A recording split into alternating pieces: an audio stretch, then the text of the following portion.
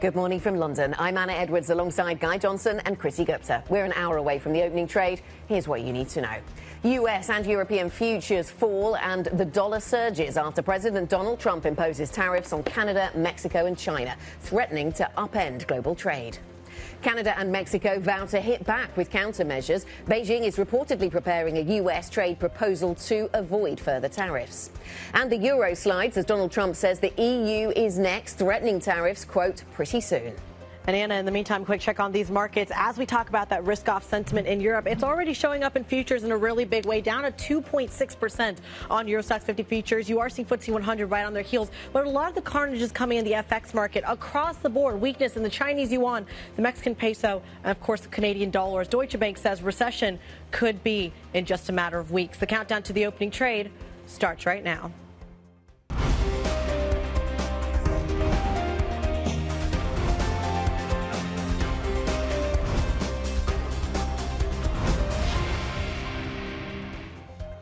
It will definitely happen with the European Union, I can tell you that, because they've really taken advantage of us. And, you know, we have over a $300 billion deficit. I wouldn't say there's a timeline, but it's going to be pretty soon. President Trump speaking after announcing a series of tariffs. Mexico, Canada, front and centre, but it sounds like Europe could be next. We'll see what happens on that front. What is clear is markets have underestimated the potential for this tariff war to start. It has now started. So the key question this morning is, how long does it last? And I guess the secondary question is, how will others respond?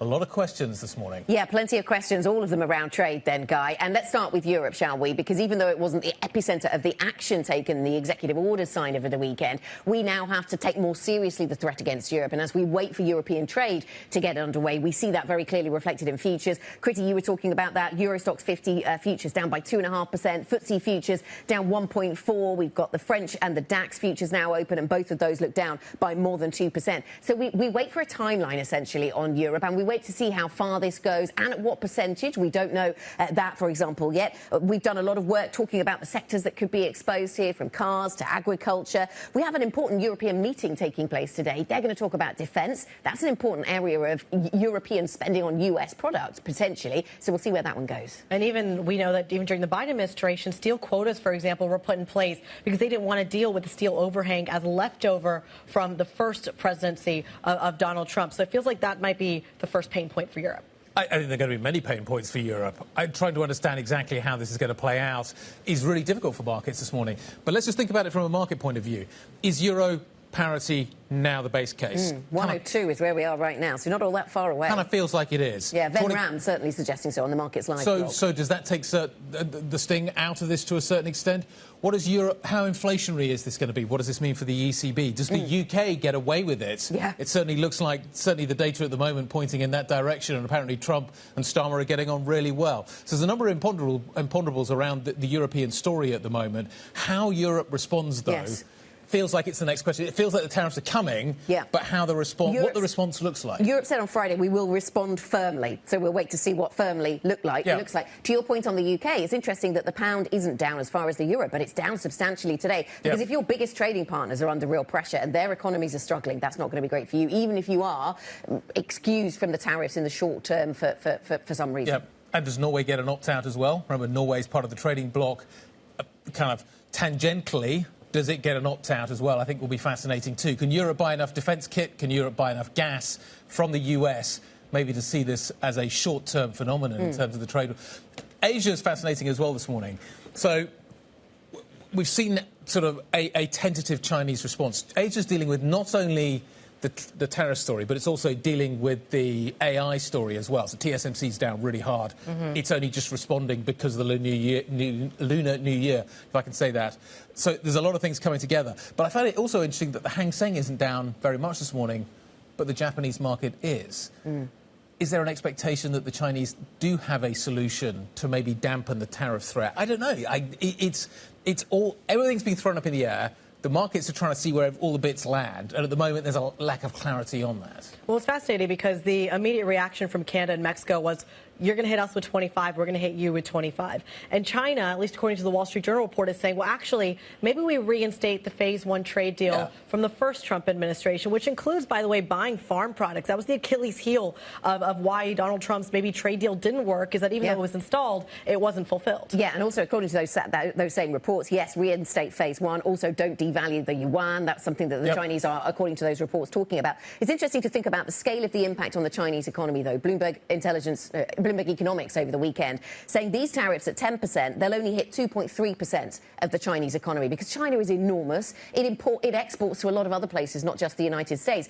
Take that back to Canada and Mexico, though, and you're talking about 14 or 16% of their economies. So the China effect, those markets are closed also, so a lack of liquidity. But the China effect perhaps more muted for that reason. We get the reopening on Wednesday.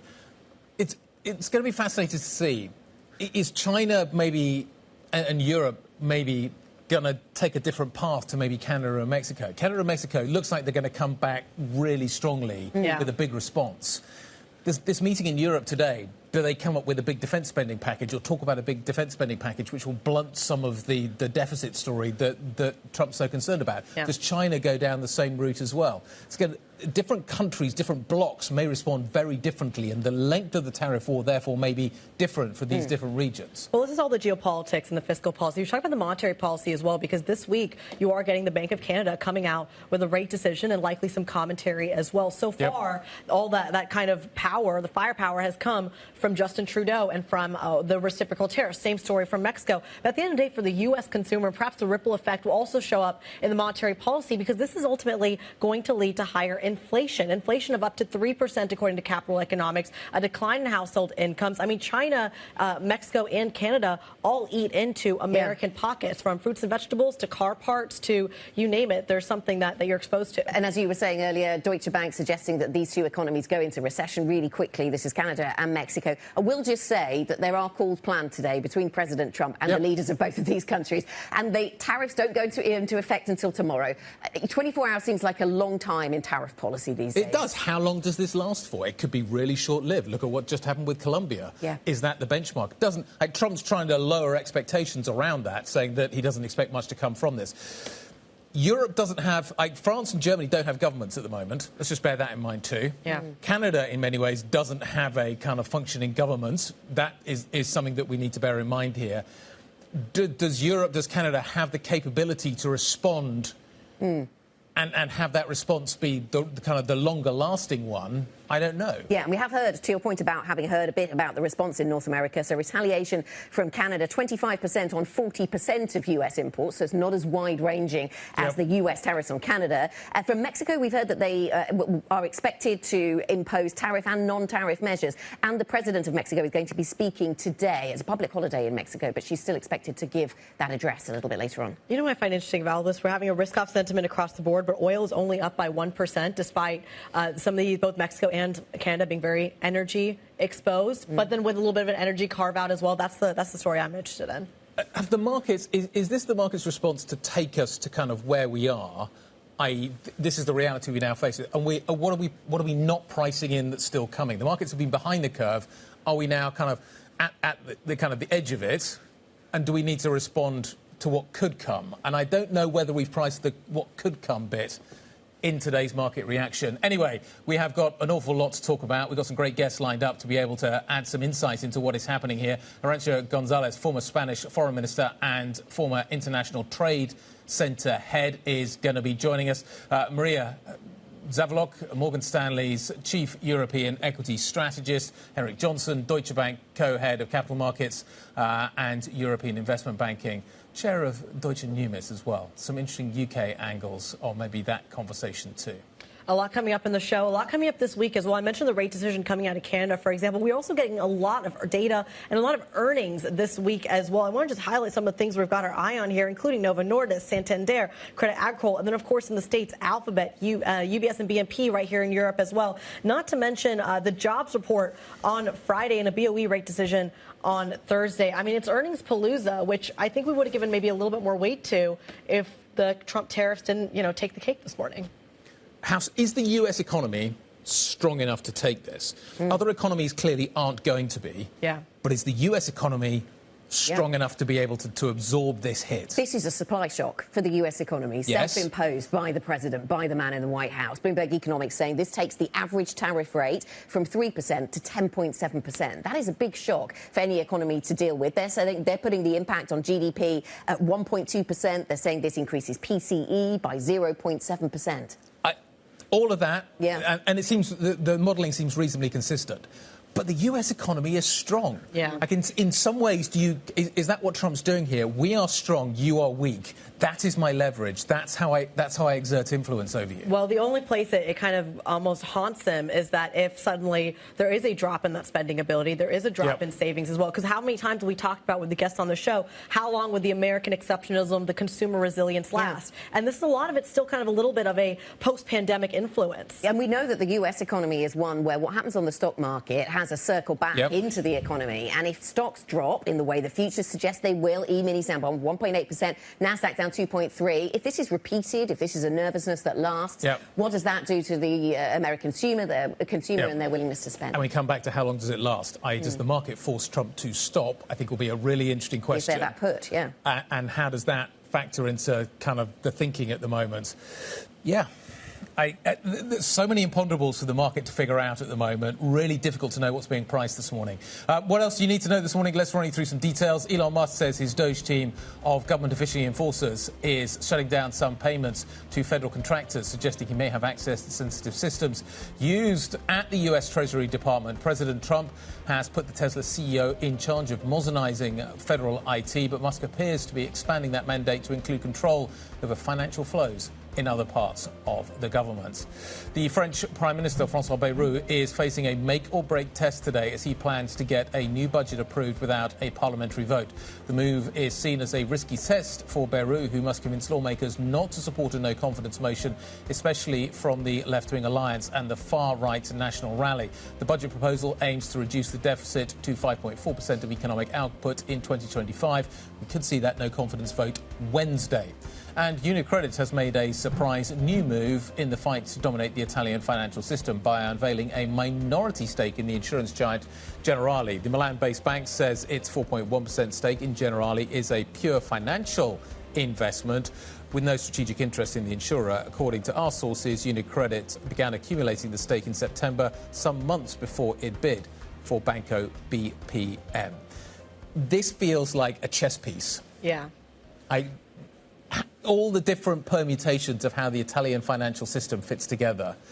And a stake in Generali allows him leverage in another part of the financial system. He's clearly thinking 2 or 3 moves ahead, trying to work out how this is all going to fit together. It's interesting because they describe it, though, it's just a financial investment. It's just a financial investment. It's a chess piece. It's definitely a chess piece. But it does make me wonder, in the wider context of what we're about to see with European stocks coming under pressure, if you're somebody who is looking to up your stake in any business, if it's under pressure today and you're looking to make these financial investments, you're feeling acquisitive, perhaps for whatever reason, then maybe today is the day that you make some moves. Well, it comes off the heels of the idea that Monte Paschi just basically got rejected from that Mediobanca takeover. Mediobanca has a stake in Generali as well.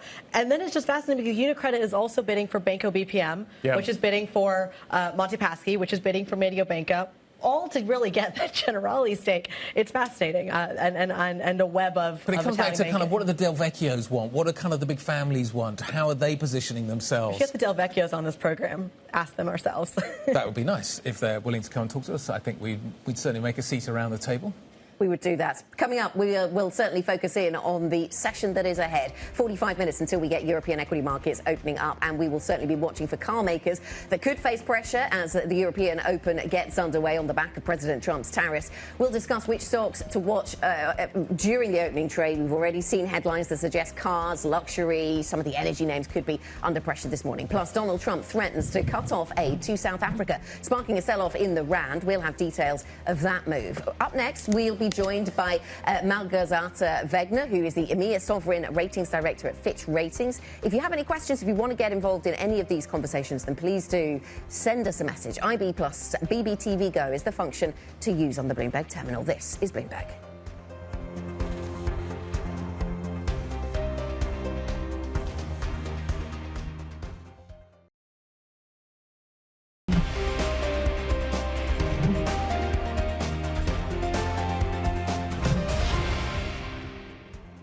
First, I want to speak directly to Americans, our closest friends and neighbors. This is a choice that, yes, will harm Canadians, but beyond that, it will have real consequences for you, the American people. Canadian Prime Minister Justin Trudeau saying that the moves made by President Trump left his government with no choice, basically, but to respond with counter-tariffs. What does this all look like? Where does the impact fall? Kriti's got all of that wrapped up, and it's definitely catching our eye this morning. It certainly is. He's saying there's consequences for the American people. Well, it shows up in their pocketbooks in a variety of ways. Let me just walk you through what you get exposed to if you are an American citizen. Fruits and vegetables, 47% of American fruits and vegetables come from Mexico and Canada alone. Beer and tequila. I read a stat over the weekend that 4 out of 5 beers in the United States come from Mexico. Car parts, lumber, steel, all coming from Canada as well. This is going to hit American pocketbooks. Let me put some numbers on what that actually looks like. We're talking about a $930 drop in household income over the next 12 months for the average American in the United States. Inflation higher by about 3%, really talking about extending way past that long-term Federal Reserve inflation target. Even core inflation ticking up higher by 0.7%, and a $55 billion hit to American GDP. Those are some of the estimates that have come out, but it comes back down to the campaign promise as well. Remember, Donald Trump on the campaign trail said tariffs would help fund tax cuts. Let me put the numbers on there as well. The Committee for Responsible Federal Budget, a nonprofit, is talking about a $1.5 trillion benefit from these tariffs. Remember, though, it costs about $5 trillion over the next 10 years to get those tax cuts into place. But perhaps the tariffs indeed offsetting some of the tax cut bill, Guy. Absolutely. The North American view. What is the European view of all of this? Margazata Wegner, who is an EMEA Sovereign Ratings Director at Fitch Ratings, joins us now to talk all about this. Gosia, let's discuss how you are thinking this morning about this tariff story. How does it impact Europe? How does it change your models? Sure. So I'm happy to explain it. So I think, as always, the devil's in the details. So those details are still coming, and we're processing them. But I think what we can say now is that the growth outlook for Europe will look worse than expected. At the time of the last forecasting round in December, the exercise that we did, or the assumptions that we did, was that the tariffs will be only applied on the basket of goods that are already subject to tariffs. Now it looks like the tariffs that were applied to Mexico and Canada, that they are basically covering all of the goods. So that's definitely are going to mean just a worse impact on the economic growth for Europe if the tariffs for Europe will also cover the basket of all of the goods. So I think that's one of the impacts, but I think that the second impact is also worse economic sentiment in Europe. I think many people still expected that the tariffs is a negotiating tactic. I think following the events of yesterday, I think we see clearly that this is not going to be the case. So in terms of how you are thinking about Europe's response, how much capacity does Europe have now to change its economic trajectory? Given the low economic growth that we have at the moment, given the impact the tariffs are coming through, what do European leaders, what does Europe's economy need to do to try and generate growth at this point? Where do you think the options come from? How are you thinking about this from a sovereign point of view? Does Europe have the capacity to generate growth right now, government-led growth? Right. So as a rating agency, we are not allowed to advise government, so I have to be very cautious giving this answer. But I think what's important here to say is that the focus of Europe should be on increasing the competitiveness. There was a competitiveness loss because of the war of Russia that led to increased energy prices, and there was a significant loss of competitiveness here. So it's important to embark on reforms and also investments to increase that. Can I take that to Germany then? Good morning to you, Malgorzata. Let me take that to Germany because, of course, that's been one of the economies where we have seen a big impact of those higher energy prices that perhaps weighed on competitiveness. And I'm thinking there we have an election coming up. No doubt I'm not expecting you to comment on the actual election, but questions around the debt brake then come quickly to the fore. How are you thinking about what changes might be made to the debt brake and what Fitch's view might be of those? Yeah, so I think this is a very important question, and I think at the current stage it's important to say that it's still not known whether the changes will be possible. In order to do that, constitutional change is needed, which basically means that 2/3 of the parliament seats need to vote in favor for that, and that's still unsure whether it will be possible. First of all, we are not so sure whether there will be consensus among the mainstream parties for that change. As we saw pre-election, the government, the traffic light coalition, the previous government collapsed because of the disagreements over those issues. But I think so that's one of the questions, whether there will be support for those changes. But the other question is also whether the fringe parties will be able to get 1/3 of the parliament seats. And that would mean that they would be able to block those constitutional reforms, and they already stated that they will intend to do that. So, again, big questions whether the debt brake rule reform will be possible after the election. But our assumption is that there will be some consensus on loosening the reform or creating another fund, as it was the case for with the Armed Forces Fund. Just to boost the investment a little bit. I think there's a consensus among the politicians after 2 years of recession or basically no growth, that there's something that needs to be done. So Malgorzata, it's Kriti in London. The theme here seems to be that governments need to spend to keep economies alive. You've seen that in the United States. You've seen that in an attempt in Germany, at least. And you've certainly seen that in Italy as well, where fiscal spend has driven economic growth. Is that the trick? Is that the secret sauce to keeping economies alive in a deglobalized world? Sorry, could you repeat the question? The question is whether we need more spending in order to keep the growth up? Exactly. I mean, does it need to come from the government to keep growth up? Is that the ultimate driver? No, definitely not. And I think there are different drivers of growth. And of course, if there is an increased government spending, that is usually one of the contributions. But I think what's important to distinguish is here really the quality of spending. And one interesting example of this is how the kind of the increased spending have contributed to growth in different countries. Interesting example here is a comparison of Germany and France, because since I think the debt levels were a similar level up to 2007. Then the debt of France increased to above 100%, and Germany's dropped to around 60%. But at the same time, I'm the so gap sorry. between... I'm going to have to jump in because we're just up against a hard break. But thank you so much for joining us, Malgorzata Wegner, EMEA Sovereign Ratings Director at Fitch Ratings. Coming up, we'll talk more about Trump's tariffs and look ahead to what could be in store for Europe. This is Bloomberg.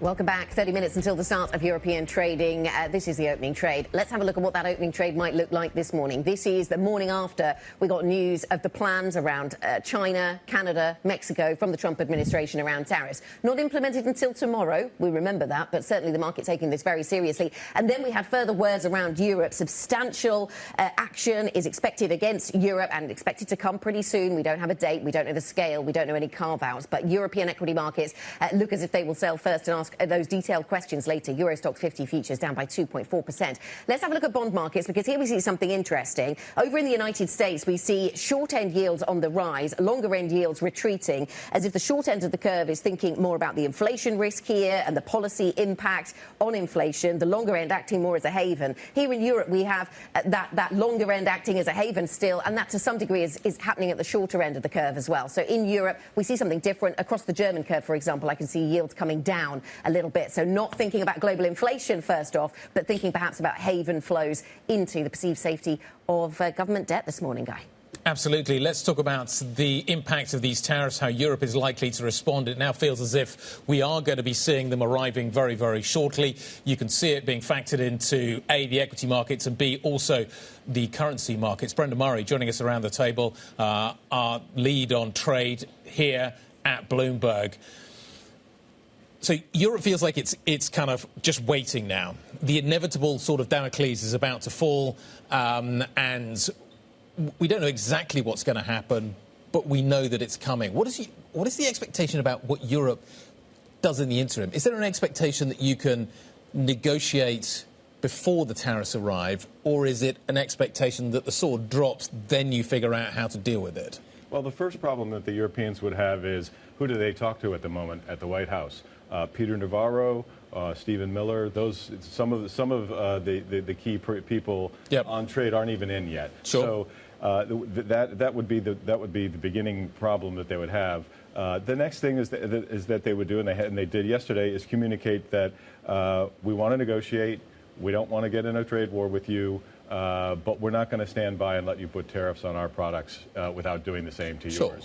So a bit of open for negotiation, but maintaining a tough line that you'll fight back as well. And of course, we've seen the action taken already against Canada and Mexico and China. I guess this also teaches us something, Brendan, about Trump's willingness to surprise, as if we needed any more reminders, because we weren't necessarily expecting China to be hit on the same day as Canada and Mexico. So an interesting reminder that even though you've got a date attached to a certain geography, all things could be possible. Yeah, exactly. And remember, for weeks we've been talking about, is he bluffing? Are these threats? He'll never follow through on them. The markets were not pricing in a massive trade war across North America. So some of the signals coming from this weekend, if the next 24 hours play out without some sort of reprieve, suggests that Europe could expect those same threats that they've been hearing to be carried out in a similar sort of big way that Mexico and Canada are seeing it. Is the timing kind of perfect at the moment for the American economy, in that we keep talking about consumer resilience, we keep talking about kind of savings still kind of in bank accounts? Is this the right time to be risking higher inflation?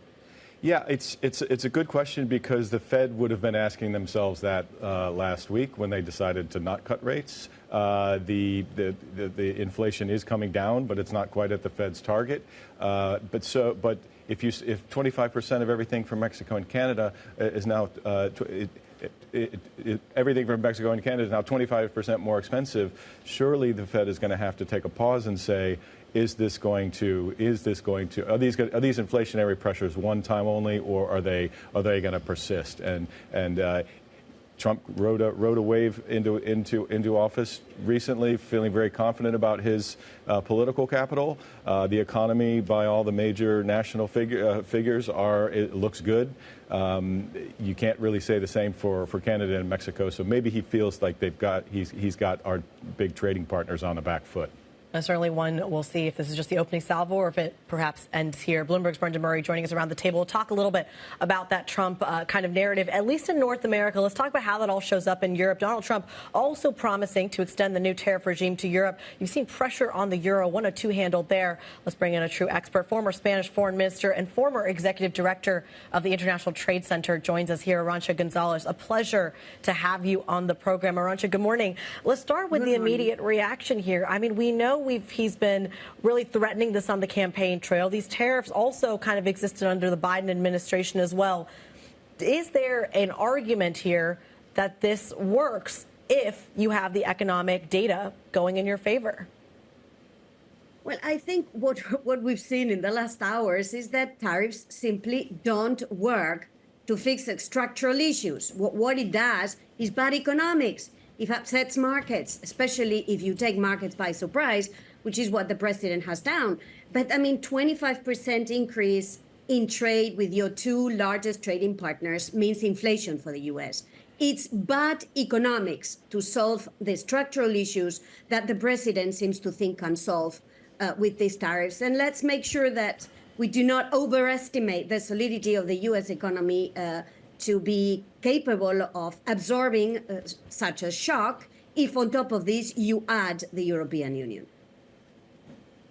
Well, Arantxa, let's talk a little bit about that read-through, though. Before we even get into potential tariffs that may be coming down the pike for Europe, the Mexico read-through alone, the Canada read-through alone, you were the former Spanish foreign minister as well, in addition to other roles in the trade universe. What is the read-through from that trade relationship into the likes of, say, Mexico into Spain or Mexico into Italy? What does that look like from your perspective?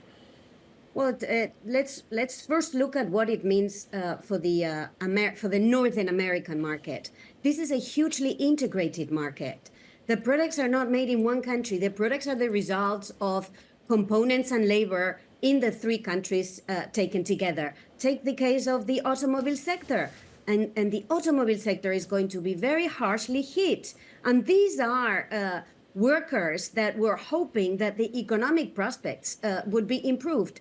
The automobile sector in the North American space is highly integrated. So, you know, it's not to the same extent, but it's a bit what's happening transatlantic with the huge trade relationship between the EU and the US. So, I mean, again, it's bad economics. Good morning, it's Guy. Let's talk about how you think Europe should respond. Should Europe simply buy more US gas and buy more US weapons and close the trade gap? So, you know, first, the EU is buying already incredible amounts of US gas. The EU is buying incredible amounts of defense material. So let's take this as a starting point. Then let's also say that the EU is buying incredible amounts of US services trade, where the US has a surplus with the European Union. So let's just not pretend that this is an imbalanced, hugely, grossly imbalanced trade relationship. It is not. It is a trade relationship, very consequential, that benefits both sides. So should Europe respond with reciprocal tariffs? If you feel the relationship is balanced, but on the good side, there is an imbalance, should Europe just go, you know what, actually our relationship with you is pretty well balanced, as a result of which you put tariffs on our goods, we will put tariffs on your goods to maintain that balance? So let's make sure that we remain cool-headed. The first thing we have to do is treat economics as a serious matter and take trade as a serious matter and work for the benefit of our two business communities on both sides of the Atlantic, and frankly also for the benefit of the trade communities in Mexico and in Canada. So let's remain cool-headed and let's try to do persuasion. Now, if persuasion doesn't work, let's make sure that we get dissuasion. We, at that point, if the US president decides to hit the European Union, we should be clear that we will hit the US. It's just a matter of defending our own interests. And, you know, it's going to be a loser's game. It's going to be lose-lose. And this is why it's bad economics. But if it's the only language that the US president understands, then I don't think Europe will have any other way forward. Is try to put a bit of sanity in this conversation. Arantxa, we've seen this before in the sense of Europe has had to come up with a list of products to target before.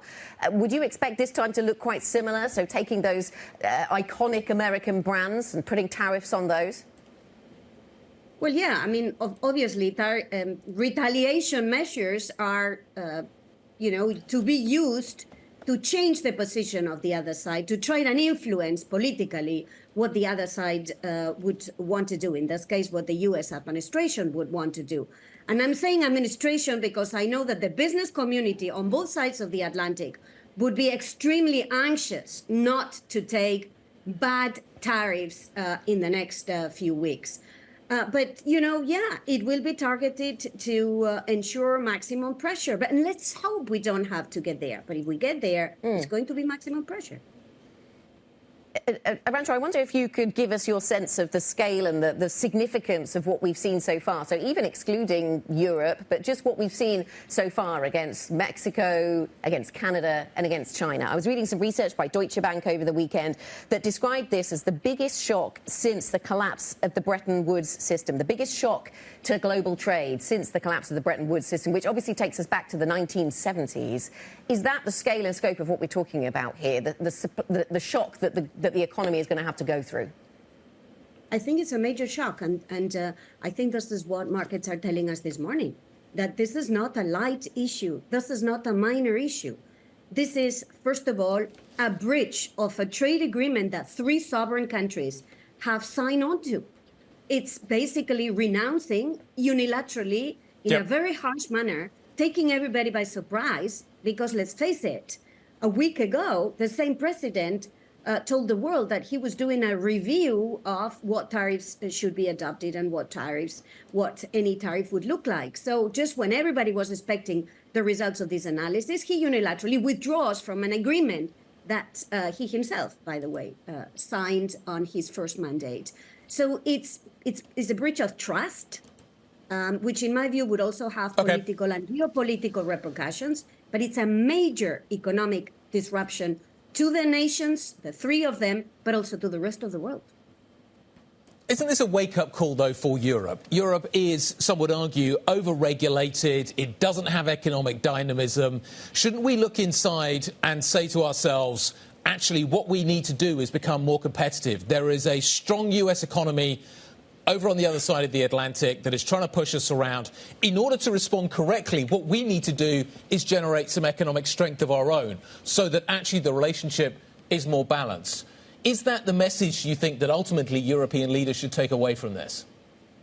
I mean, I think Europe has to remain calm in front of this unilateral aggression, determined to fix its own issues, determined to invest more in its own competitiveness, determined to build stronger defense markets in Europe, to be more capable of taking its future in its hands. And for that, it's going to have to remain united, because this is the only way the European Union and its member states can defend themselves collectively in front of this attack. So calm, determined and united is what the European that's the recipe that Europe should follow. But let's just be very careful in the next weeks not to overestimate the solidity of the US economy, and let's make sure we do not underestimate the solidity and stability of the European economy. Arantxa, thank you very much for joining us. Former Spanish Foreign Minister Arantxa González, thank you for giving us your time. Interesting to point out as well that the way that President Trump has gone about putting in place these instructions, which come into force tomorrow, is through an IEEPA, lots of letters, but an emergency economic powers, which could be challenged in the court. So there could be all sorts of things happening within America that we need to factor in here as well. Absolutely. And in any other administration, those would absolutely be factors. But he's got a Congress that is completely backing him up. He's a Supreme Court that's completely supporting him as well. In theory, at least, I think what's crucial as well is that she made a really good point that he's violating his own agreement. So if he's trying to make a new one on the farm deal, for example, with China, what is the guarantee that in 12 months' time, the U.S. will actually hold on to that deal? This is the point, isn't it, though? Is he a trustworthy negotiator on the other side? I think you can call that into question. Yeah. So in order to be able to be able to balance that, you need to be stronger. That's what Europe has got to figure out right now. Yeah. If Europe is the weaker partner in there, you're always going to be a price taker. In order to be a price maker, you need to become stronger. You need to have things that you can say, we are strong, you need to take us seriously. And that just doesn't exist at the moment. We're lacking governments in Paris and Berlin. The economic strength is not there. Europe is on the back foot. Europe is a price taker in this rather than a price maker in this. We will see how this shakes things up, and we'll look ahead to that meeting in Brussels, which will be the first time these leaders come together.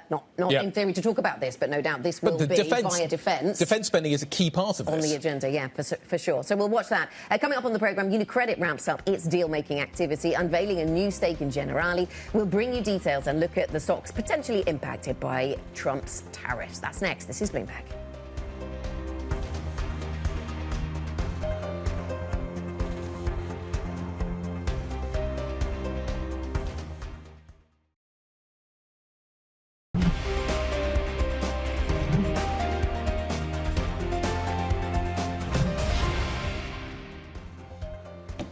So this time last week, we were dealing with DeepSeek.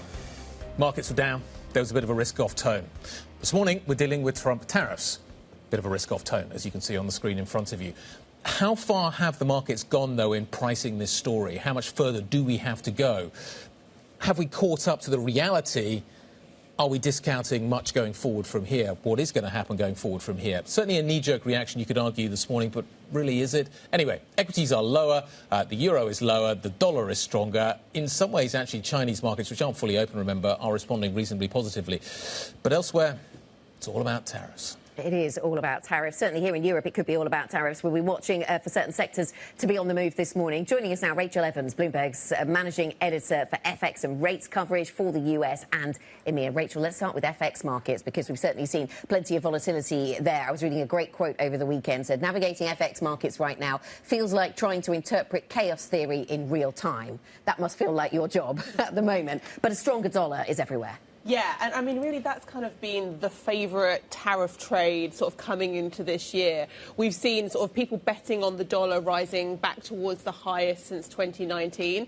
And it seems like that has really been the right trade to make in preparation for these tariffs. We're seeing the dollar again stronger today, up more than 1%, according to the Bloomberg Dollar Index. Last week, we saw its best week since November as people kind of geared up towards these kind of incoming tariffs.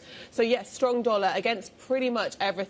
Obviously, we're seeing, the Mexican peso take a hit today. We're seeing the Canadian dollar take a hit today, as you would imagine. But the one I'm really kind of looking at over the next couple of days is the euro, because we have that really interesting dimension about whether the euro is going to head towards parity with the dollar. That's something that a lot of people on Wall Street have been talking about. Goldman Sachs reiterating yesterday that they see euro-dollar parity being absolutely kind of a thing in the next kind of couple of weeks, potentially, couple of months, perhaps. But, so we're really kind of looking to see that. That is not necessarily taking it on the chin as much as the others yet, but when you look at kind of the bigger sort of global balance of trade, I think that's going to be one to keep an eye on. Where are we in this journey? So markets clearly didn't completely believe that tariffs were coming. This weekend's a bit of a shock. We now know that tariffs are coming in whatever shape or form. When do we start discounting what comes next, i.e. how long this lasts? Because that seems now the critical question. Could it be over in a few days? Is this still a negotiating tactic? Is this something that is more sustainable? When do you think we get our heads around that bit? I think you're articulating what everyone on Wall Street is asking themselves this morning, because we don't know, is the short answer. We have until tomorrow before tariffs actually come in. They come in at midnight on Tuesday. There are calls scheduled for Trump to talk with Trudeau and also with Sheinbaum today, Canada and Mexico respectively. So again, there's that question of, do these actually come in? Is there a last-minute deal? Do we see some kind of way to sort of actually make these slightly less punitive and perhaps they would otherwise be? But at the moment, everyone is going with the base case that these are coming in and this is happening. And actually, the response today feels pretty measured. Yeah. I'm really interested to see what happens when China reopens properly from the Lunar New Year holidays. We've seen Chinese stocks really kind of holding up in Hong Kong. The yuan onshore isn't trading. Offshore, it's looking actually OK. But you've got to wonder a little bit about, whether there's any kind of moves behind the scenes to kind of support things. There's no evidence of that, but one does wonder. And I think if we see things really fall, particularly Asian currencies at the open when China starts trading again, that will be something to worry about, really.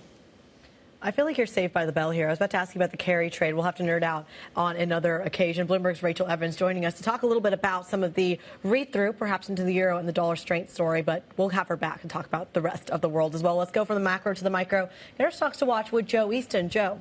Morning, Kriti. So we're going to be watching the key tariff-exposed sectors in Europe today, particularly these auto stocks that have been slammed in recent months, as some of these issues were priced in terms of the tariff worry. Stellantis, Volkswagen on top of the agenda for me. Then also the drink stocks. Remember, the US such a key market for those companies, and also there's the China impact as well. So keep an eye on Pernod, Diageo, AB InBev, all of those as well. Miners as well, they're in the crosshairs crosshairs with the metals prices coming down again today. We're seeing aluminium and copper dropping, all of those in focus. Then in terms of banking M&A, we've got news of UniCredit taking a less than 4% stake in Generali, in the latest in a run of news flow from Italian banking, so keep an eye on that one. And over in pharma, we've got news L'Oreal offloading around €3 billion worth of stock in Sanofi. That's after that stock did have a decent run. It is at a slight discount. L'Oreal's own shares have weakened very slightly. Then in terms of ratings, I am seeing HSBC cut this morning. That one's over at Deutsche Bank. Pretty interesting.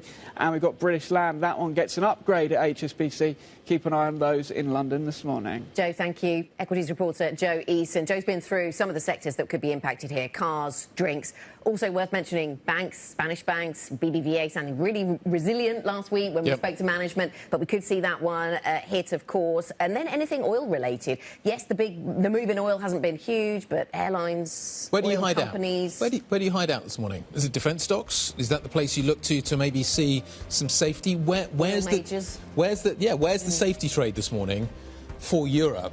I think we've got a good idea of where we're rotating out of, but where do we rotate to? Maybe the shippers. If costs are about to get more expensive, maybe the shipping rates are able to capitalize on that. I don't really know. Bonds as well. Who knows? Futures are lower, as you can see. The opening trade's up next. This is Bloomberg.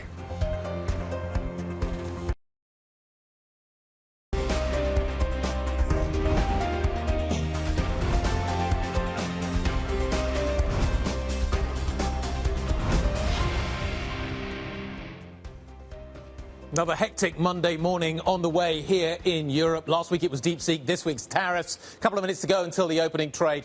We got a hint, we got some pricing of this late in the session, US Friday. You can see the drop there. That's what Europe's got to price in. So Europe kind of goes out about here. We then roll over in the United States.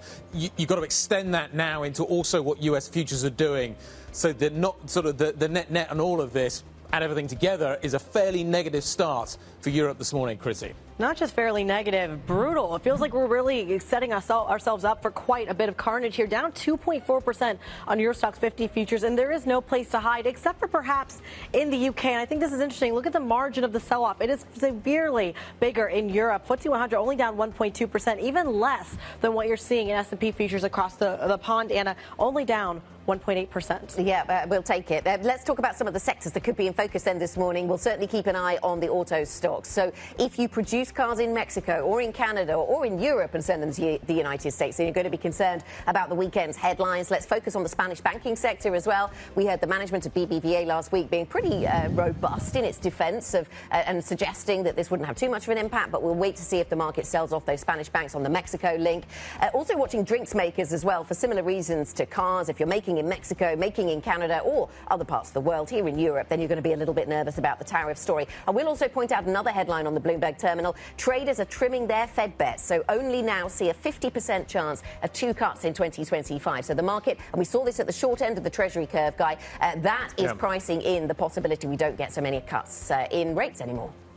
Much more complicated story for the ECB, you could argue. Right, here we go. Monday morning's opening trade. Let's take a look at some numbers. We're about to see a lot of red on the screen in front of us. The FTSE 100, as ever, the first out of the gate. We're expecting the FTSE down, let's call it 1.1, 1.2%. That's going to look mild in comparison with some of the other moves. We've already highlighted Spain, the Spanish banking story. The IBEX is down by 2% already. Let's see whether that continues or whether we stabilise around those kinds of levels. The 600's down by 0.7%. FTSE 100 is accelerating to kind of where we thought it would be, kind of 1.1, 1.2%. Let's see if it goes any further than that. Stock 600 now down by 1.23%. Spain stabilising down around 1.8%. We'll see what the CAC 40 delivers. We'll see what the DAX delivers. You know that it's taking the market a while to price all of this. Normally at this point you'd have the CAC open. The DAX would take a little bit while longer, but even the CAC is not open yet. I expect it's going to take a few minutes to get Europe fully open this morning, Kriti. And that's certainly what we're seeing. I mean, as expected, right across the screen, I'm looking at about 15 stocks that are in the green right now. Several of them dealing with volatility halts, though, as you pointed out. I mean, across the screen, I think it's really important to point out that a lot of the tech sector is taking quite the beating as well, alongside some of your core six, Novo Nordisk, Schneider Electric, ASML, LVMH. Those are your biggest index weights, Anna.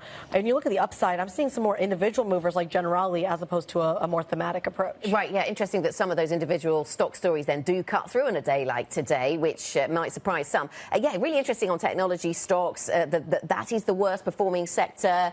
I'm not necessarily linked to that, but I am reminded of the fact that on days like this, often you see selling of what people can sell rather than what they want to sell. And so maybe we need to keep that in mind. But basic resources, no surprise that is an area where we see under pressure. So that sector down by 2.2%. Financial services and banks under pressure. Tech makes sense, though, doesn't it? He's talked about chips. Chips are the next iteration of these tariffs that could potentially come through. ASML is down, maybe on the back of that, down circa 4%. Also, what has done well, maybe doesn't do so well going forward from here. Maybe that's also part of that narrative. We're going to get Novo in a few days' time. Schneider is also soft, so the AI trade certainly being represented. Where do you rotate to? Telecom tobacco stocks, British American Tobacco, in terms of the points gained to the upside this morning, is the second best performing stock here in Europe. A defensive, classic defensive stock. And utilities. Some of the water companies or other energy companies are not doing too badly. Not really outperforming, but some of them flat, which on a day like today is not bad. We'll take it. Yeah, we'll take it. In terms of some of the brutal moves, though, I mean, as expected, BBVA, Anna, you pointed this out earlier, down a whopping 3.5%. Remy Contro down about 5% as well. You're seeing like the Stellantis down about the same margin. Even Maersk, one of the major shippers, of course, taking a beating, also down by about the same margin. I think it's fair to say sentiment is low this morning. Let's bring in a true expert. Marina Zavalok, Chief European Equity Strategist over at Morgan Stanley, joins us around the table. All right, I'm going to steal Guy's question here. And on a day like today, where do you hide?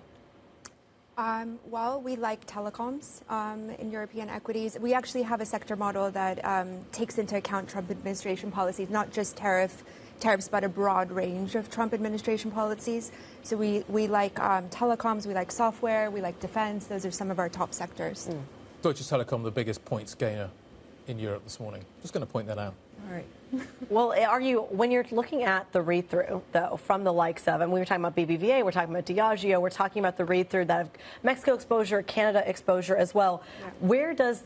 How do you kind of look at the balance sheet there? Is it ultimately a margin squeeze that's driving it, or is this maybe an opportunity to buy back stock? Where is the sweet spot and the pain point when it comes to European balance sheets? So European balance sheets overall are quite strong. We are seeing in earnings, though, that margins, to your point, are declining. So we're seeing a really good sales beat on earnings, but some margin declines. On the actual Mexico and Canada exposures, we find them to be far more idiosyncratic, very stock-specific, some of the stocks that you guys pointed out already, rather than very broad-based. I think the second iteration of this is the comments that Trump made late last week about that European tariffs are also still on the table. And that would mean if we get tariffs on European companies at some point, then the exposures go much broader than just Mexico and Canada. Do I buy dollar earners? Yeah. It's just simple. Is that going to protect me? And how far does that trade still have to run? Do you just think that the dollar gets stronger and stronger? I mean, for now, tactically, we think the dollar gets stronger. Yep. And you've seen already in earnings season that it's the dollar earners that are really showing the stronger results, because every time the currency depreciates, later on you see that coming through earnings as a tailwind in Europe.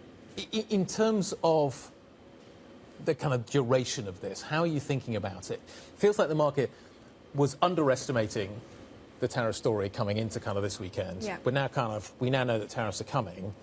The question in my mind this morning is, how long do they last? So do I put these trades on? Are they tactical trades, or do you think this is the new world that we're living in? We have a base case where Europe is trading at the moment, actually, and then we have a plausible bear case, which is centered around tariffs. If tariff policy gets a lot more hawkish, and our view has been that Europe will trade around in a range between our base case, where we're at now, and our bear case if tariff policy were to get a lot more hawkish, which has double-digit downside from here. Yeah, and Marina, thinking about, well, going back to what Kriti asked about where you hide and thinking about this modelling you're doing around European stocks, I know from your notes that you talk about how some parts of Europe you think maybe have been sold off too much, you know, where they've got a big presence in the United States and they sell into that US market, right, and they might benefit from some of the policies that Trump is putting in place around the US economy. Where do we find those names? Yeah, so we...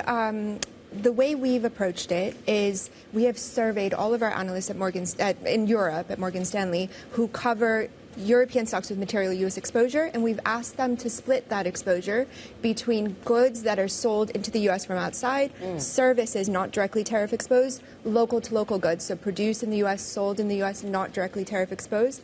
And I think what some might be surprised to hear is that most of Europe's exposure from an equities point of view in the U.S. is either services or goods produced in the U.S., sold in the U.S. The piece that is goods exported to the U.S. from outside is about 6.5% of European revenues.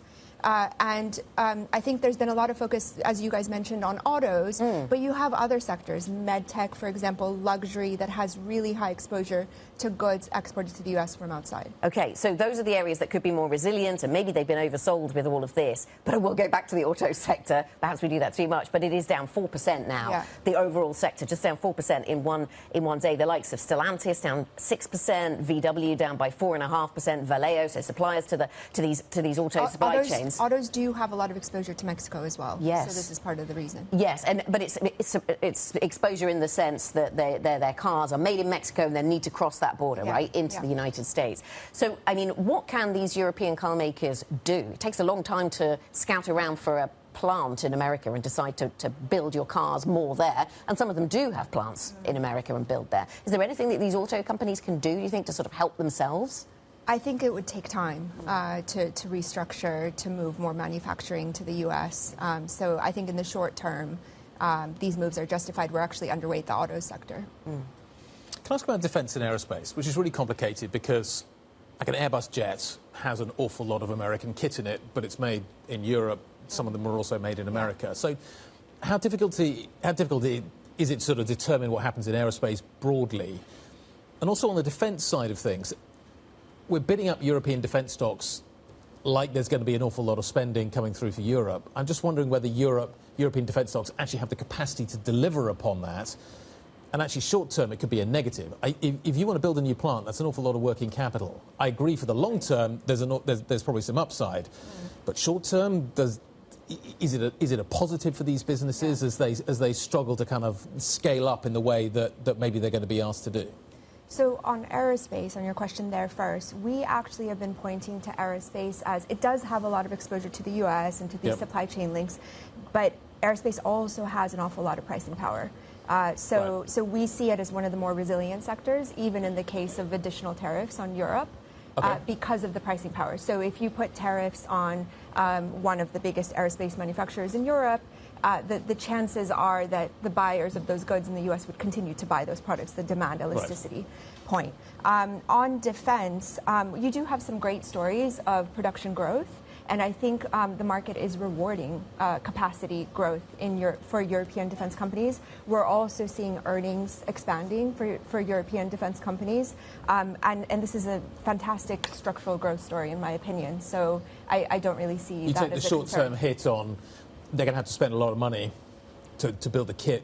The market sees that as a positive. The market sees that as a positive. Risk, i.e., 5 years' time, suddenly you've got a lot of spare capacity and that's not going to be used. So that's not, you just see the positives. I think you can contrast that with, for example, the utility sector where you see big capex expansion, but the market isn't rewarding that because there's a question about returns over the long term. Whereas in defense, there's a lot more certainty about those returns longer term.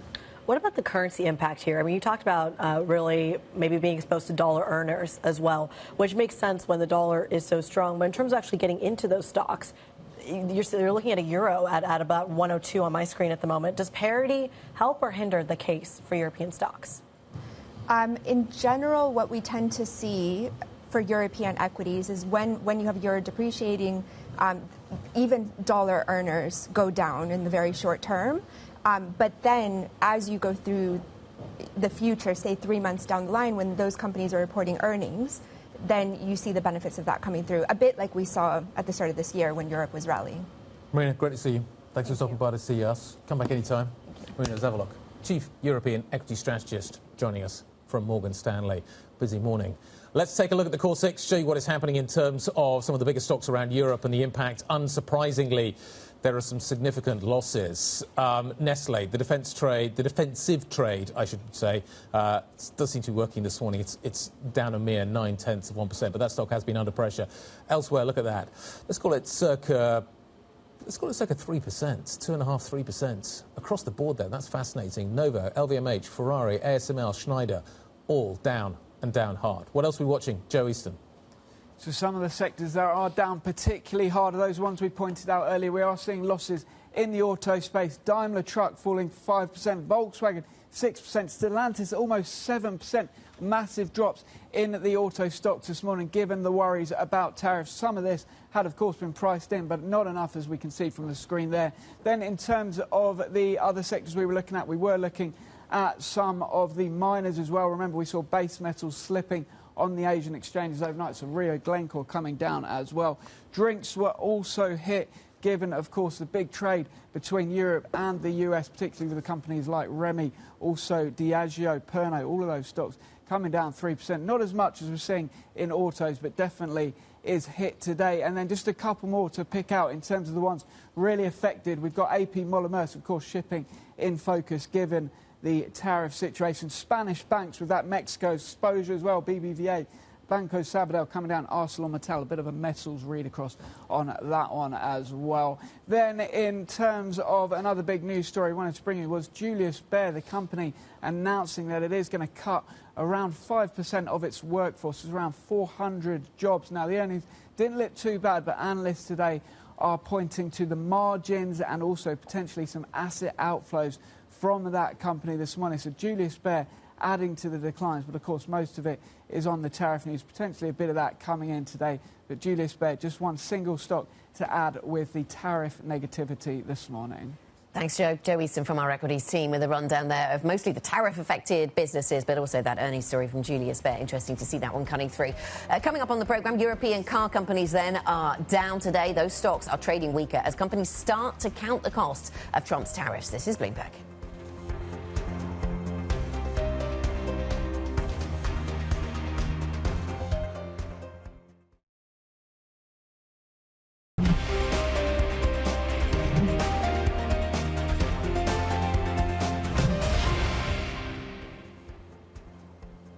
Welcome back to the opening trade. We're about 17 minutes into today's session. We are seeing red on the screen everywhere you look. A lot of that, of course, concentrated on continental Europe. The FTSE 100 is selling off as well, but perhaps not by the same margin that you are seeing on the stock 600. For example, down about 1.4%, the biggest sell-off going back to the carry unwind of August. If you're looking at the French index, though, it's only the biggest sell-off since November, given some of the geopolitical piece as well. But a lot of this is across the board. You're seeing it in automakers, you're seeing it in shippers, you're seeing it in Mexico exposed stocks. Wherever you look, they're selling. They are selling. And the question is, where are we in this process? And that's the bit I think everybody's trying to figure out. Like, the autos are down. Yes, we can understand the impacts of all of this at a kind of higher level. But we need to get into nuance. We need to start to understand exactly what the impacts of this is all going to be and how this is going to affect the sector. Craig Trudell, who leads our global automotive coverage, joining us around the table. The knee-jerk reaction is sell the auto sector. Is it as simple as that? I think it is, honestly. I mean, because you can't necessarily look at these tariffs and say, oh, well, this benefits anybody. You want to have a think about, some of the U.S. producers. Even their production in the U.S. will be affected by this. You have a really interconnected industry that, in some cases, a single part will cross borders within North America 8 times in the course of getting into the car and the car actually getting out to a dealer lot. And so, it's not the case that GM or Ford are sort of, looking up as a result of this news. Is this comparable to the pandemic? I think it possibly could be. I think it may be a little bit hyperbolic to go there at this point, but we are hearing some of the stakeholders within the industry going there and talking about the sector potentially having to shut down within a week because when you look at what the profit margins are for this industry, they're tiny. A 25% tariff is many multiples of what these companies earn. You see, I asked that question because who came out of the pandemic looking really good, despite all of the problems that we had with the supply chains? The auto sector came out with huge amounts of pricing power because it couldn't make cars. And I wonder, that's what I mean about the nuance. Where do we go next with this? I think will be a really interesting question for analysts. Well, the profit piece that you bring in is a really important one because I want to put in the context of manufacturing costs as well. But Craig, before I do that, I want to bring you some sound from BBVA. We asked the chairman last week, of course, of the largest bank in Mexico, based in Spain, but the largest bank in Mexico, about what the impact of the tariffs may be. Take a listen to what he had to say. Mexico is set to profit from what's happening in the world, the trade wars, the confrontation, and the fact that the U.S. is behaving the way it is. The U.S. needs Mexico. It needs Mexico for competitiveness. Mexico's labor cost is a fraction of the labor cost in the U.S. The two economies are already very intertwined. So no matter what happens with the rhetoric, even with the tariffs themselves, Mexico will continue to be extremely competitive. Carlos Torres Vila there, the chairman of BBVA, which, of course, is the largest bank in Mexico as well. He's talking about the labor cost being a fraction, that with or without tariffs, it's still a very competitive region. Does that apply with the numbers, the profit numbers you're talking about when it comes to the car-making sector? I think it absolutely is the case that we've seen the industry flock to Mexico as a result of the much lower and more competitive costs. But I do think that what we've seen just even in the years since Trump's first term, a real slowdown in terms of the exodus from the U.S. and from Canada to Mexico, in part because of the concerns about will this status quo continue of free trade between these partners. It's not necessarily been the case that we've seen a complete halt of that flow of production, but there was, I think, some serious second guessing. And I do think that we have more expensive vehicles in the U.S. We have not seen the sort of normalization of pricing since the pandemic, where it's now possible to find a vehicle for under $30,000. Those are increasingly rare as a result of the sort of state of this industry coming out of the pandemic. Yeah, the pricing power that Guy was referencing still maintained to some degree. Looking at the stocks that are hit most in the autos and parts sector then this morning, Craig, do they entirely make sense to you? They look kind of to make sense to me, but your expert eye, I mean, I'm not sure about Valeo and the parts space, but Stellantis and Volkswagen, there's pressure there because of where they produce in relation to the United States, and then losing a little bit less than them, we have Porsche, BMW, Mercedes. Talk to us about where you would expect. Does anything there look out of kilter? I mean, I think it would make sense that you would see a company like Porsche take less of a hit just from the perspective of what their end consumer can afford and what they're willing to swallow in terms of the potential for price increase. And just also the fact that they're not trying to do the volume that, say, a Volkswagen is doing. But I also think, that the sort of next shoe to drop here, of course, is Trump alluding to the idea that, essentially to the European Union, you're next. Yeah. So will we see downward pressure on these stocks going forward? I think it's hard to see, these companies not continue to face some real hits. So some of these selling off on the Canada and Mexico production locations, and some of them on what comes next for Europe. Difficult to parse, yeah. Craig, thank you very much. Bloomberg's Craig Trudell on the auto sector. Let's go from autos to oil. Oil prices are advancing today as President Trump places hefty tariffs on a range of imports, including crude from Canada and Mexico, slightly lower tariffs on some of that energy coming from Canada. Will Kennedy, Bloomberg senior executive editor for energy and commodities, joins us more onto another sector that's busy digesting what we've heard over the weekend then, Will. And we see oil prices are firmer today, up by 1.4% on Brent, up by more than that on WTI, as I suppose we'd expect. What are people talking about within the industry about the scale of the impact of what we heard over the weekend then? Well, it's important to say that the impact is less than it might have been because oil has a 10% tariff, lower than 25% hit across the board on Canadian exports. But Canada is an incredibly important part of the American energy system.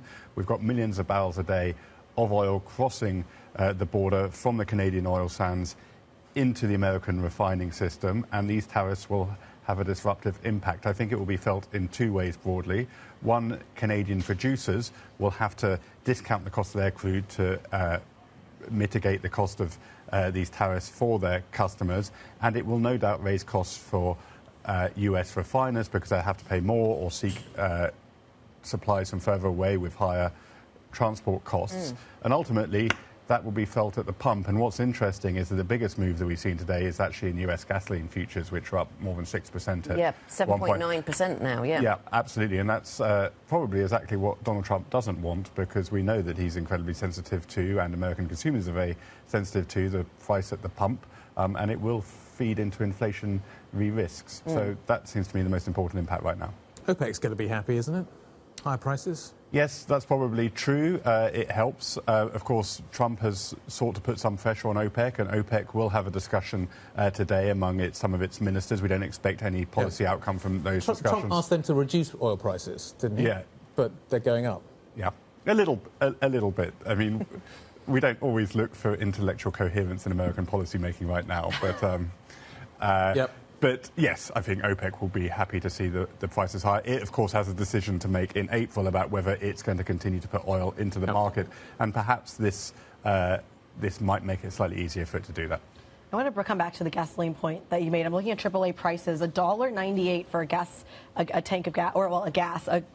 Let me phrase it. A gallon of gas. It's been a minute since I've lived there. But I've seen research reports that talk about 30 to 40 cent increases on a gallon of gas. Is that fair? Is that as high as it gets in terms of read-through?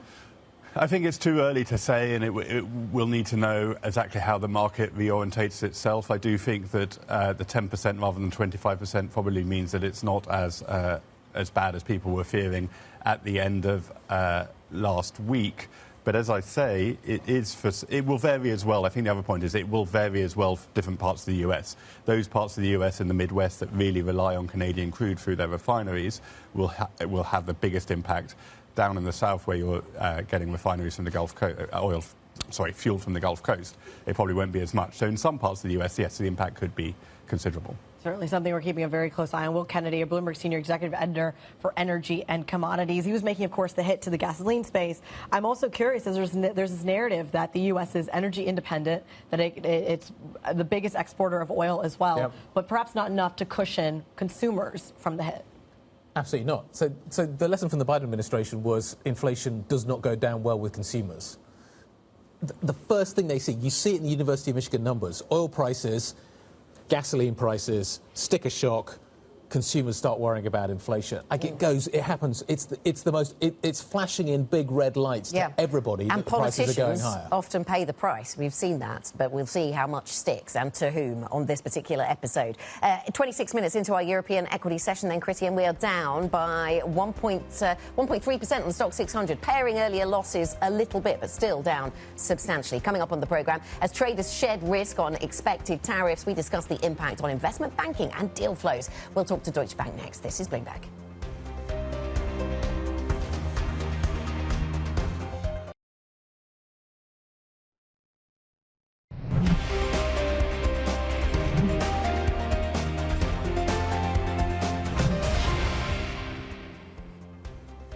This is the opening trade, 8:30 here in London, and this is Monday, the 3rd of February. We are expecting these tariffs to be implemented then on Canada and Mexico and China from tomorrow, unless conversations between the president and the leaders of some of these countries result in a change of heart from the White House. But this is the impact of that expectation, plus the expectation that we get tariffs at some point on Europe. That is what is being digested by markets once again this morning. And as a result, Guy, down by 1.3% on the stock 600. The mining sector is underperforming. It's down by 1.9% this morning. Big names like Rio down by 2, Glencore's down by 2.5, Anglo's down by 2.4, ArcelorMittal in the steel sector down by 3.23%. Let's get more on what the mood music is within this sector. Our Africa correspondent, Jennifer Zabajaja, is at the African Mining Indaba conference, which is taking place in Cape Town.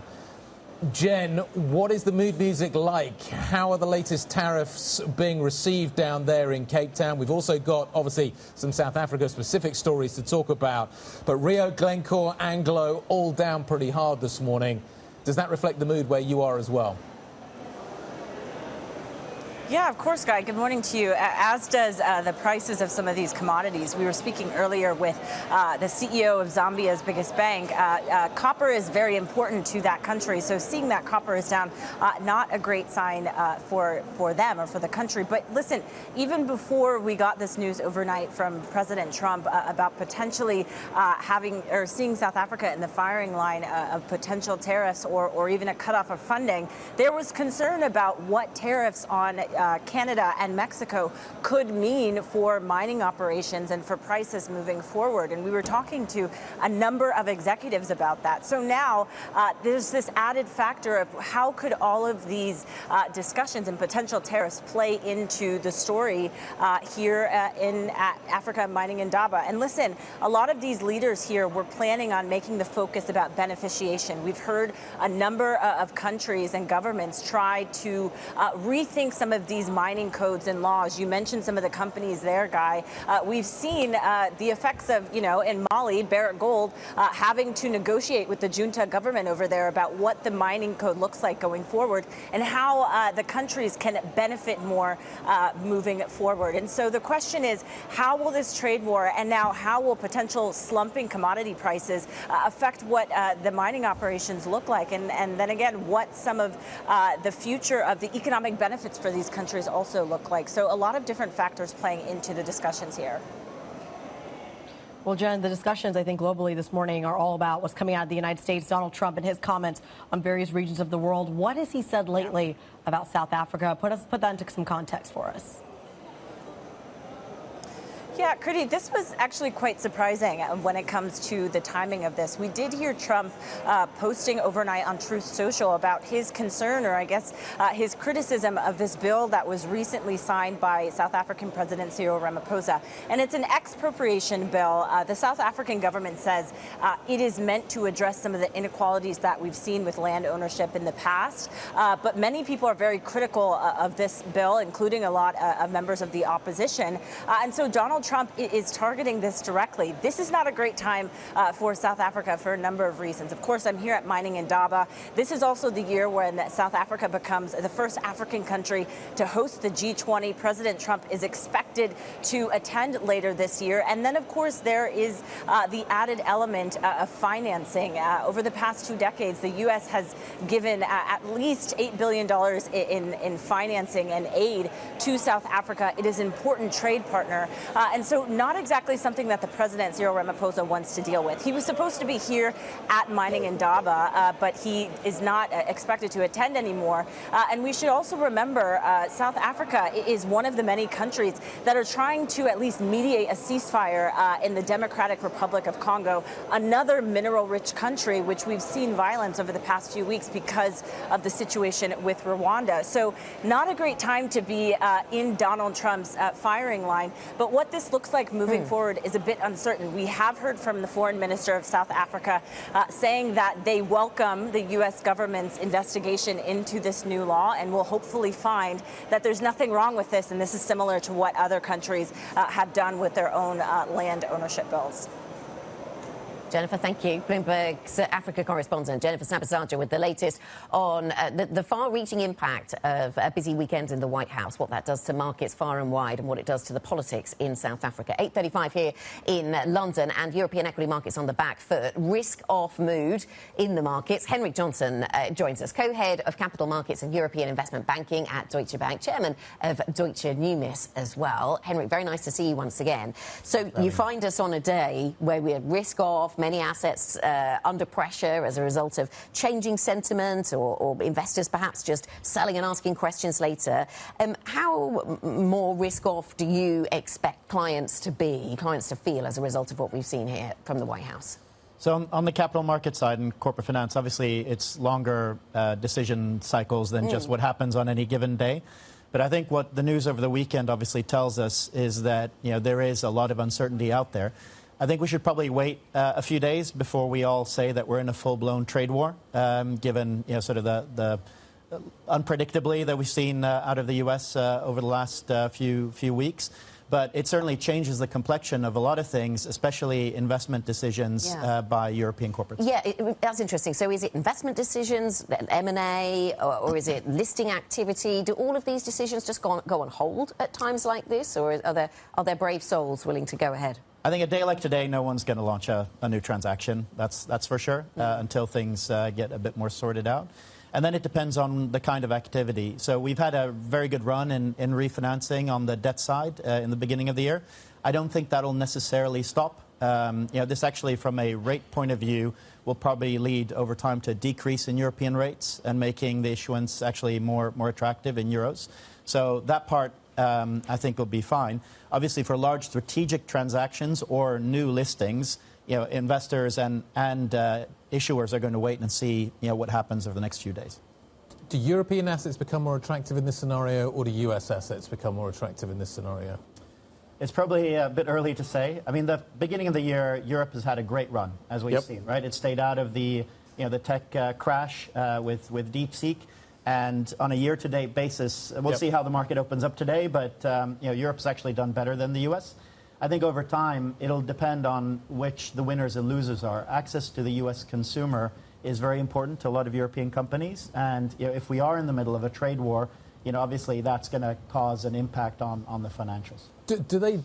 Are companies, I'm sure you talk to a lot of companies at the moment, are they trying to figure out how they change their footprint as a result of this? Is it too early to have that conversation? Do you want to have a bigger footprint in the United States to insulate yourself? Is geographical hedging going to be important?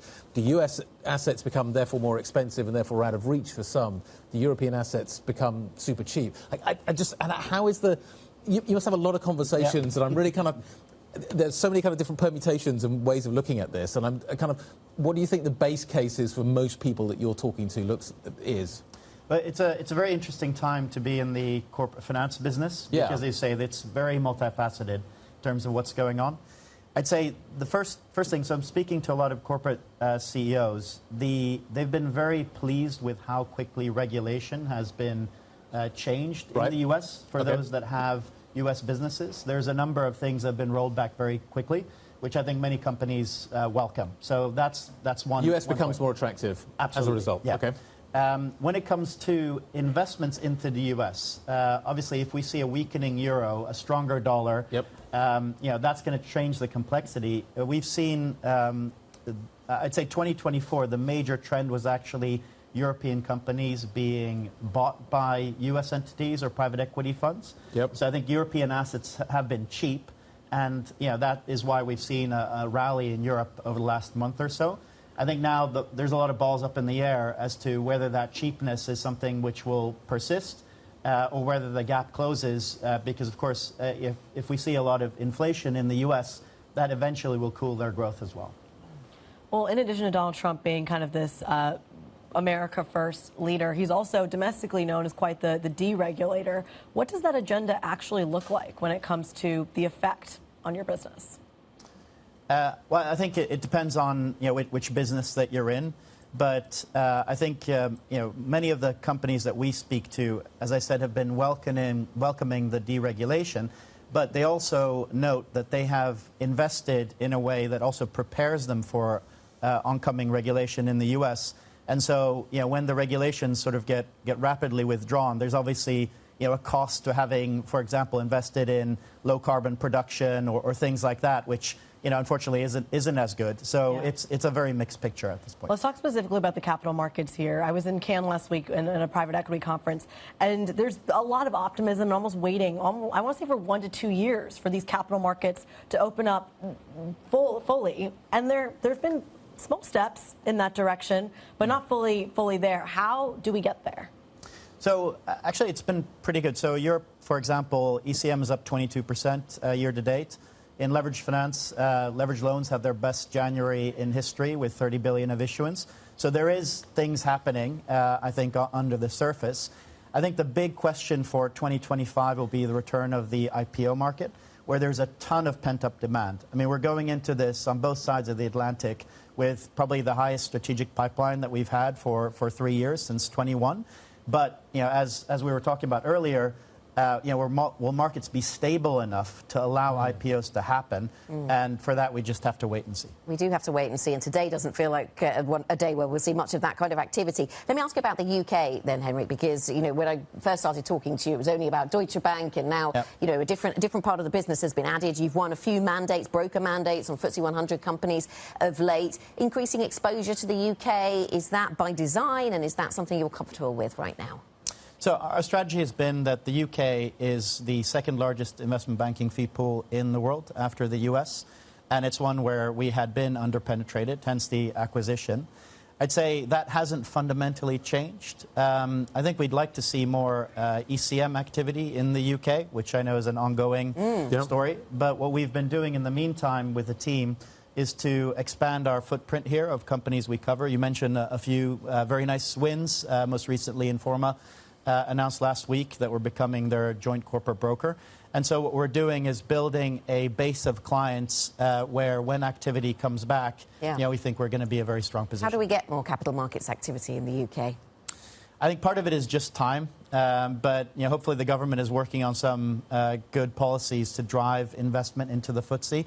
I think that's probably what most market participants will point out as a bit of the issue, that UK pension funds don't allocate a lot to the FTSE.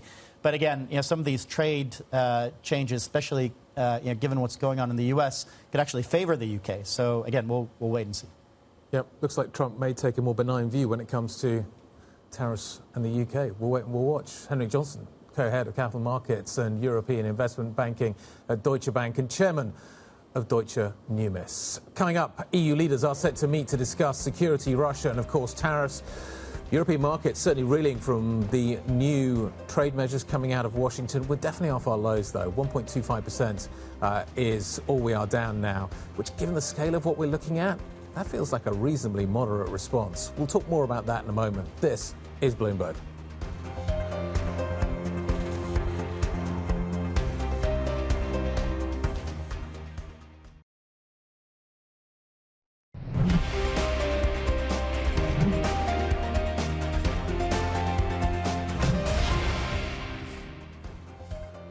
Welcome back to the opening trade, about 46 minutes into today's session, and red on the screen wherever you look. You are seeing, of course, some brutal selling, although perhaps off of their lows that we were seeing right at the open. Stock 600, or I should say Stock 50, only down by about 1.3%.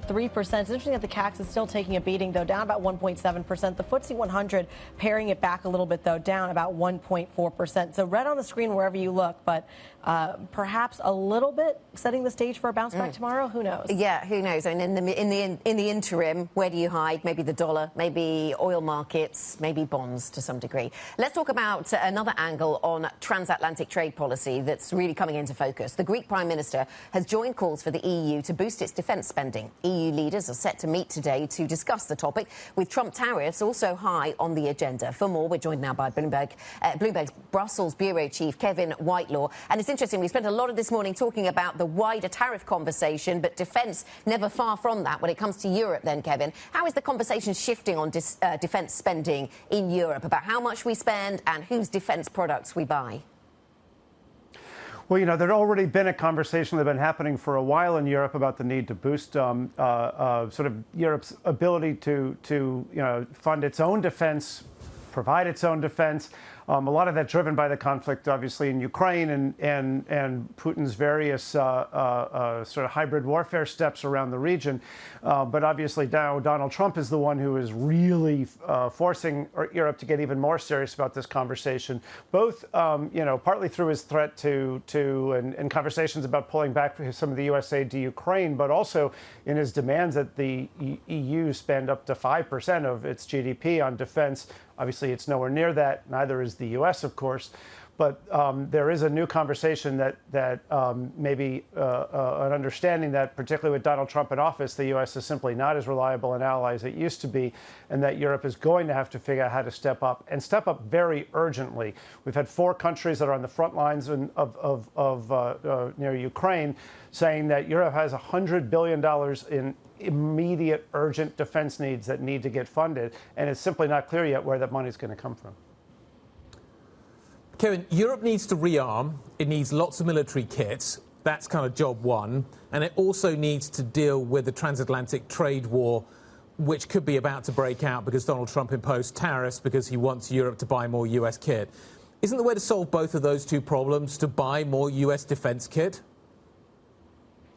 Yeah, I mean, that may be where Donald Trump thinks this is headed, but for Europe, it has two problems. One is it needs to figure out where to get the money for more defense spending, and then it has its own industrial problems, and there's a ton of pressure for that money, if there is more, to be spent predominantly in Europe. And so there's going to be a lot of tension going forward. And we did see the Greek Prime Minister come out this morning saying that it's time for Europe to consider joint debt to finance this defense spending. But we still have a lot of countries like Germany that are simply not ready to go there.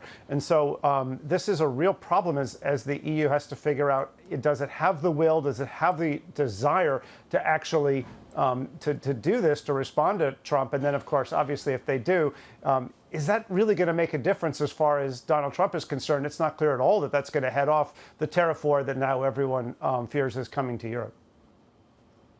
Well, Kevin, that's the relationship in defense between Europe and the United States. What about within Europe itself? How much momentum does the defense industry have in terms of manufacturing right here in Europe? I mean, the fact of the matter is it doesn't yet. There hasn't been a really sort of concerted effort to build it up in a long time. And so part of what the EU is talking about is trying to come up with various kinds of joint buying programs and ways for the European Union, not just through NATO, but through the EU itself, to sort of figure out what are the actual defense needs, what are the requirements it has, capability-wise, to fill some of these gaps. And then they need to come up with some fast, long-term contracts that give companies, some certitude about being able to invest in production lines and other things. This doesn't happen quickly, but it needs to start happening. And this meeting today is about trying to jumpstart it. It's just not clear that the money's going to be there anytime soon.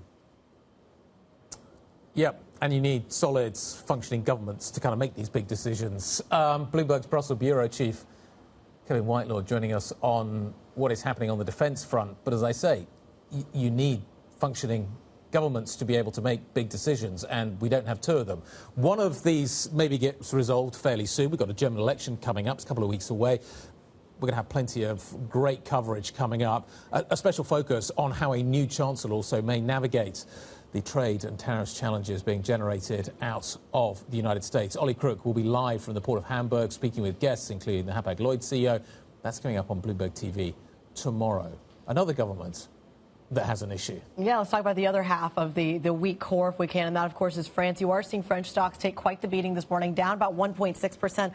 I hate to say this, but it's only their worst sell-off since November, which really speaks to that geopolitical overhang that you've seen in the French political scene, now on top of the potential tariff threat. Let's go there next. French Prime Minister François Bayrou faces a make-or-break test later today when he plans to get a new budget approved without a parliamentary vote. It's a risky process that could end up toppling France's third government in less than a year. Let's get a little bit more context here. Bloomberg Paris Bureau Chief Alan Katz joins the program. Alan, walk us through the likelihood that this gets passed.